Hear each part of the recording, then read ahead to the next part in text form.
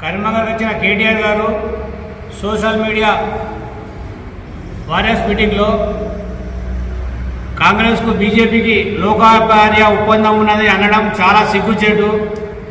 దేశంలో అందరికీ తెలుసు బీజేపీ బీఆర్ఎస్ కలిసి ఉన్నాయని. ఎందుకంటే ప్రతి బిల్లులో మీరు వారికి సహకరించదు.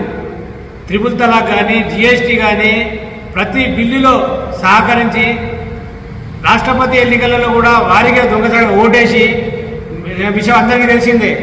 కానీ మీరు మా మీద దొంగలు వచ్చేసినట్టు మీరు మమ్ములు అనేవాడైంది.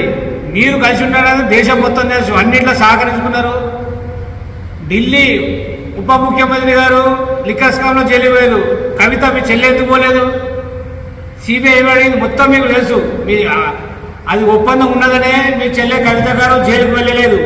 మరియు బీజేపీ కానీ బీఆర్ఎస్ కానీ రెండు దొంగ పార్టీలని దేశం మొత్తం తెలుసు. మీరు అంటున్నారు, మీరు అనుకుంటున్నారు బండి సంజయ్ ఏం ఫండ్ చేయలేదని. మరి ఎంపీగా ఉన్నప్పుడు వినోద్ కుమార్ గారు ఏం ఫండ్ తెచ్చారు? పొన్నం ప్రభాకర్ గారు ఉన్న 5 సంవత్సరాలలో తెచ్చిన ఫండు ఇద్దరు ఎంపీలు కలిసి బండి సంజయ్ కానీ వినోద్ కుమార్ కానీ ఒక్క 10% కూడా ఫండ్ తీసుకురాలేదు. మేమే పొద్దు ఇన్ఫర్మేషన్ ఆర్టిల్ వేస్తే దాంట్లో 10% ఫండ్ కూడా ఎంపీ వినోద్ కుమార్ గారు కూడా తెలియదు. ఇంకో విషయము, మీరు మా ప్రభుత్వం మళ్ళీ కేసీఆర్ గారు ముఖ్యమంత్రి అవుతుండ్రు అది అంటున్నారు. ఎవరో ఉన్న 39 ఎమ్మెల్యేలను కాపాడుకొని మీరే కాపాడుకొని మీ లెక్క మేము ఎమ్మెల్యేలను కొను స్టార్ట్ అయితే ఒక్క ఎమ్మెల్యే కూడా మిగిలాడు మీ దాంట్లో. ఉన్నోళ్ళని కాపాడుకోండి. మీరు ఉన్న 10 సంవత్సరాలలో అన్యాయంగా పాలన చేసారు, అక్రమ పాలన చేసారు. అందుకే మీ కార్పొరేట్లు అందరూ ఇప్పుడు జైలు పోతున్నారు. కబ్జా చేసిన వాళ్ళు ఏం పాలన చేసిండ్రు? మీరు ఏం చేసిండ్రు? మీరు అంటున్నారు 420 అన్నారు. గడిచిన ప్రభుత్వం వచ్చి నెలన్నర కూడా 45 రోజులు కూడా కాలేదు. ఇప్పుడు అన్ని 2 స్కీమ్లు అయితే అవుతున్నాయి, నడుస్తున్నాయి. ఇంకా 4 ఇంట్లో 100 రోజులు టైం ఇచ్చిండ్రు. 100 రోజులు అవుతాయి. కాకముందే మీరు 420 అనడం చాలా సిగ్గు చేయడం. మీరు 420 ముస్లింలకు 15% రిజర్వేషన్ ఇస్తాం మీ నాయన 420. వఖబోర్డుకు జ్యుడిషియల్ ఇస్తానా మీ నాయన 420.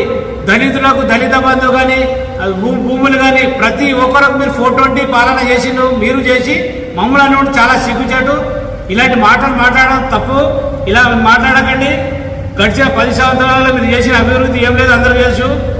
ఉన్న 80% బడ్జెట్ తీసుకుపోయి కాళేశ్వరంలో పెట్టారు, మేడిగడ్డలో పెట్టారు. ఏమైంది? కుంగిపోయింది.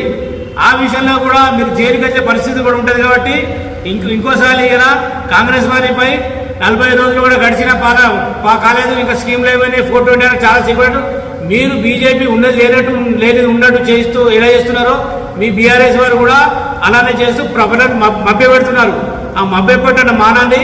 గడిచిన 10 సంవత్సరాలలో మీరు ఏం చేసిందో మేము ఒక సంవత్సరాన్ని అంతకన్నా ఎక్కువ చేసి చూపెడతాం. మా కాంగ్రెస్ ప్రభుత్వం చేస్తుంది, రేవంత్ రెడ్డి గారు చేస్తారు. మా ఉన్న మంత్రులు పొన్నం ప్రభాకర్ గారు కానీ శ్రీధర్ బాబు గారు కానీ చాలా అభివృద్ధి చేస్తారని మేము కాంగ్రెస్ మైనార్టీ శక్తి పక్షాన కోరుచున్నాము.